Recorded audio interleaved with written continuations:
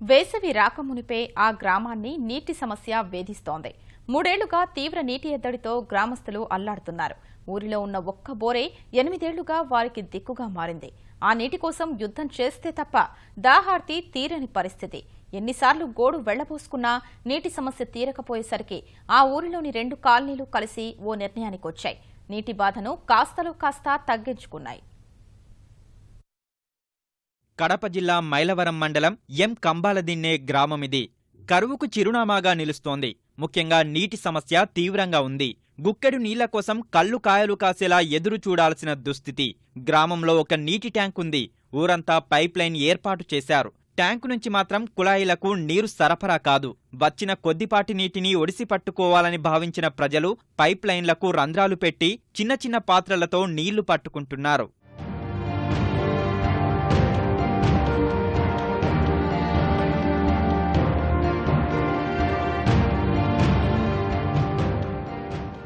సుమారు 1000 మంది జనాభా ఉండే ఊరిలో కేవలం ఒక్క బోరు మాత్రమే పనిచేస్తోంది. అందున ఒక కాలనీలో మాత్రమే నీళ్లు వస్తాయి. కనుక ఊరంతా అక్కడికి వచ్చి నీళ్లు మోసుకెళ్తున్నారు.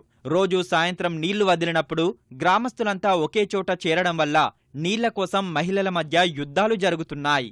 ముసలాళ్ళు రాలేకున్నారు నీళ్లకు. యాడి వినగా తొలి బిందె కానీ మళ్ళా బిందె లేవు. 4 బిందెలు వచ్చి 3 బిందెలు రావు సార్. నది ఏం లేదు.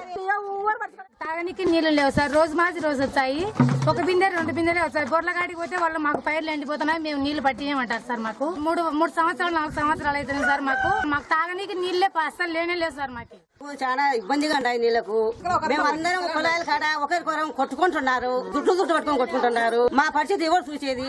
మాకు ఇప్పుడు చేసి 3 సంవత్సరాల నుంచి నీళ్లు కరువైనాయి. 1 సంవత్సరం ట్యాంకర్ తో తొలినారు. నీరుడంతా ఏదో అన్నం ఎన్నో వచ్చింటే అట్టే పని జరుపుకున్నాము. ఈసారి కేవలం చాలా విపరీతమైన పరిస్థితిలో ఉన్నాం. మేము మీకు 10 లక్షలు శాంక్షన్ ఉంది. కలెక్టర్ గారే ఈ 10 లక్షలు శాంక్షన్ చేశామన్నారు. తర్వాత మీకు 10 రోజుల్లో ఎటువంటి పరిస్థితుల్లో మీకు నీళ్లు ఇస్తామన్నారు. చెప్పిన తర్వాత ఒక బోర్ వేసినారు. ఒక బోర్లో నీళ్లు పడలేదు సార్. వెళ్ళిపోయినారు. అతిలేదు గతిలేదు. ఎంత ఇబ్బందిగా అన్నిటిగా మేము చుట్టం చూపుకి వచ్చినాము. మేమే నీళ్లు మోయాలి. అది కాక ముఖం కడుక్కొని కూడా నీళ్ళు లేవు సార్. బియ్యం కడుక్కోవాలన్నా కూడా నీళ్లు లేవు సార్. తాగనీకు నీళ్లు లేవు అసలు.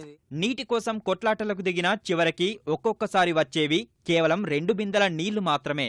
చివరకు గ్రామ పెద్దలు ఆలోచించి ఒక నిర్ణయానికి వచ్చారు.